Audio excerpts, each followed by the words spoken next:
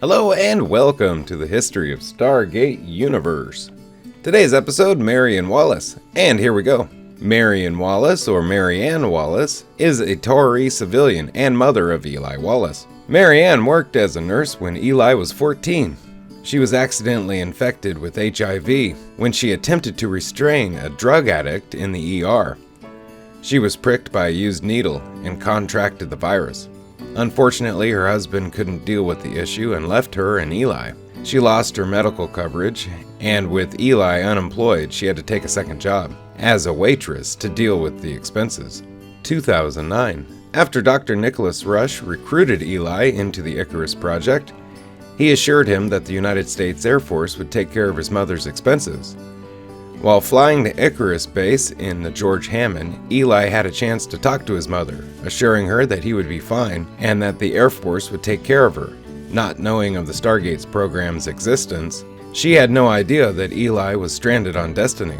Sometime later, Eli used the long-range communication device to visit his mother in the body of Dr. Williams. Though given the authority, he did not reveal his true identity, instead passing himself off as Eli's friend, with the pseudonym Philip Fry, a reference to the TV show Futurama. Unable to go into details, he assured her that Eli was fine and doing important work. Sometime later, after not hearing from Eli for a long time, Marian began to give up her fight against HIV, as Eli had been her reason for living.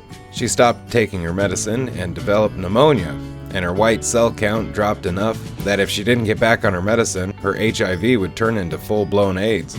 She was treated by Dr. Brightman. Eli was called back to Earth, taking over the body of Airman Tracy. Since her depression was the cause of her problems, they believed Eli would be the best suited to lift her spirits. Unable to get through to her, Eli tried revealing himself, but Marian would not accept his story.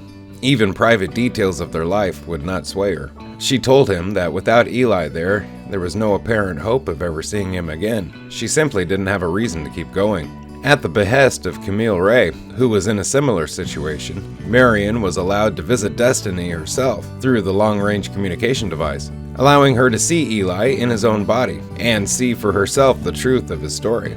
After being shown a new view of the solar system from the observation deck, Marian told Eli that she was proud of him and embraced him before returning to Earth. No longer depressed and back on her medication, she was released. At Eli's suggestion, Sharon Walker met with her, presumably so the two would have someone they could relate to.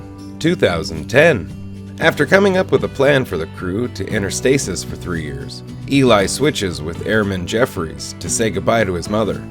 Marian is excited to see him, and he explains the situation to her and apologizes to her for not being there for her anymore. Marian is happy for Eli as he gets to see wonders and encourages him. Hey, thank you for watching the History of Stargate. Special thanks to the Stargate Wiki for all information you heard today. Very special thanks to Royalty Free Tube for this fantastic background. Have a great day. Bye-bye.